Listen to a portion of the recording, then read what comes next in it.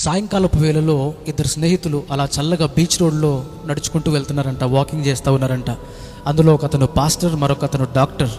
ఈ డాక్టర్ గారు అన్నారంట, ఈ లోకం చాలా భయంకరంగా చెడిపోతుంది కదా, ఎక్కడ చూసినా పాపము, అన్యాయము, అబద్ధాలు, మోసాలు, హత్యలు, భయంకరమైన వ్యభిచారపు కార్యాలు, వీటన్నిటిని చూస్తూ ఉంటే నిజంగా దేవుడే ఉండుంటే ఇంత భయంకరమైనటువంటి కార్యాలు జరుగునా అని అనిపించింది. అంత మాత్రమే కాదు, నేను పేషెంట్స్ని ట్రీట్మెంట్ చేస్తున్నప్పుడు వారి పరిస్థితిని చూసినప్పుడు చాలా కృంగిపోతూ ఉన్నాను. కారణం ఏంటంటే అంత భయంకరమైన శ్రమ, అస్వస్థత, అనారోగ్యాలు ఎందుకు మనుషులకు కలుగుతూ ఉన్నాయి?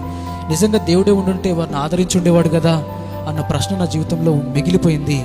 నువ్వు పాస్టర్ గారివి కదా, నీకు కూడా ఇలాంటి ఆలోచనలు వచ్చాయా అని అడిగాడంట. ఏ మాటలు వింటున్నటువంటి పాస్టర్ గారు అలా నడుచుకుంటూ ఎడం పక్కన ఉన్నటువంటి ఒక అస్వస్థతతో ఉన్నటువంటి వ్యక్తిని, అనారోగ్యంతో ఉన్నటువంటి వ్యక్తిని చూసి, ఎరా లోకంలో డాక్టర్స్ ఉండుంటే ఇతని పరిస్థితి ఇలా ఉండేది కాదు కదా అన్నాడంట.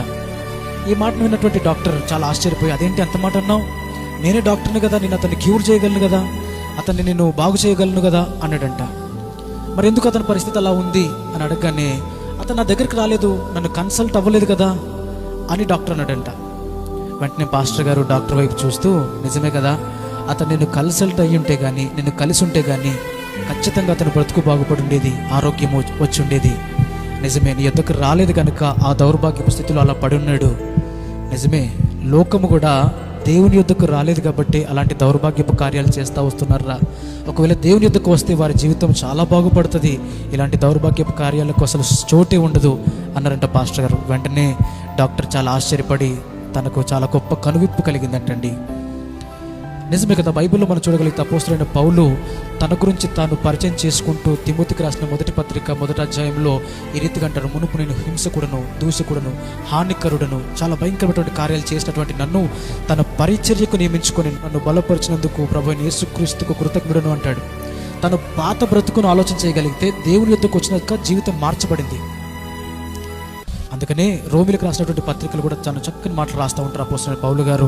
ఏమనంటే, సమాధానమును, పరస్పర క్షేమాభివృద్ధిని కలిగించి వాటి యందు మనం ఆసక్తి కలిగి ఉండాలని.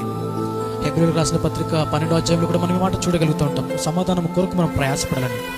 ఒకవేళ ఇకనైనా దేవుని యొద్దకు నువ్వు రాగలిగితే, వాక్యం రాయబడింది యోహాను సువార్తలో 6వ అధ్యాయంలో చక్కటి మాట, ఆయన యొద్దకు వచ్చి వారిని ఆయన ఎంత మాత్రమును త్రోసివేయడు.